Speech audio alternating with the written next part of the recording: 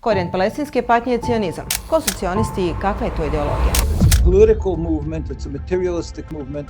It was started by Jews who were non-religious. Cionizam je politički i nacionalni pokret koji teži stvaranju i održavanju jevrejske države na Bliskom istoku. Za razliku od judaizma koji je star više od 3000 godina, moderni cionizam postoji manje od 130 godina. Datira s kraja 19. stoljeća, začetnik ove ideje je austrijski jevrej Theodor Herzl koji je osnovao svjetsku cionističku organizaciju. Iako Tora, sveta jevrejska knjiga, zabranjuje krađu,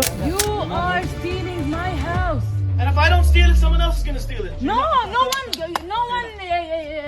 is allowed to steal it, يا عمي. i ubistva, לא לשים מהם זכר, שלא הם, לא אימא שלהם, לא הילדה שלהם, לא התינוקות שלהם. iako je prema mnogim tradicionalnim i ortodoksnim jevrejskim učenjima jevrejima Bog zabranio da imaju svoju državu dok njihov Mesija ne dođe, cionistički jevrejski pokret je ipak nastavio da teži svom cilju, otimanju palestinske zemlje, ubijanjem i raseljavanjem Palestinaca kako bi se osnovao Izrael. الله مش للجميع تبع مين هذا؟ الله لا اسمع ليش تضغط؟ تبعك؟ تبعي Zbog povezanosti jevrejske religije, kulture i historije s tim prostorom, Palestina je odabrana na Prvom svjetskom cionističkom kongresu održanom 1897. godine, kada je i nastala svjetska cionistička organizacija na čelu s Herzlom koji je tada zapisao: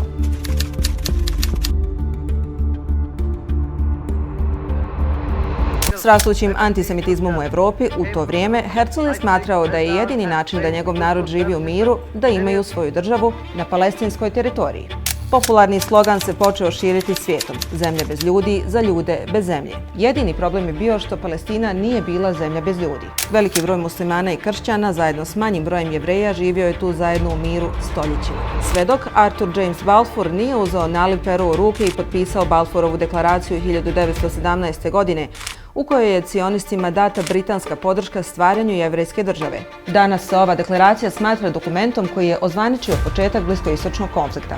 No, jevrejska imigracija na palestinsku zemlju je bila spora i stabilna sve do prekretnice, Drugog svjetskog rata.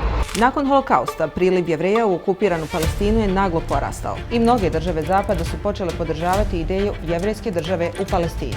Iako je rezolucija UN-a preporučivala i nezavisnu arapsku i jevrejsku državu u regionu, Izrael je nastavio i proglasio svoju nezavisnost 1948. godine, tačno 51 godinu nakon Herzlovog predviđanja.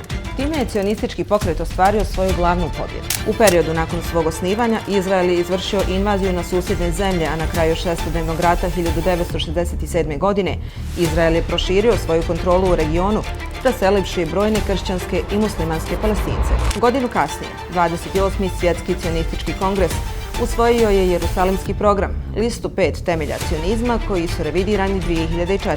Jedinstvo jevrejskog naroda i Izrael kao centralno mjesto u jevrejskom životu, okupljanje jevrejskog naroda u njegovoj historijskoj domovini, jačanje države Izrael koje se zasniva na proročanskoj viziji pravde i mira, očuvanje identiteta jevrejskog naroda kroz njegovanje jevrejskog i hebrejskog obrazovanja i zaštita jevrejskih prava bilo gdje. S druge strane, ultraortodoksne jevrejske organizacije širom svijeta protive se državi Izrael i cionizmu. Zbog toga, oni koji žive u Izraelu nerijetko i sami bivaju meta sile izraelske vojske.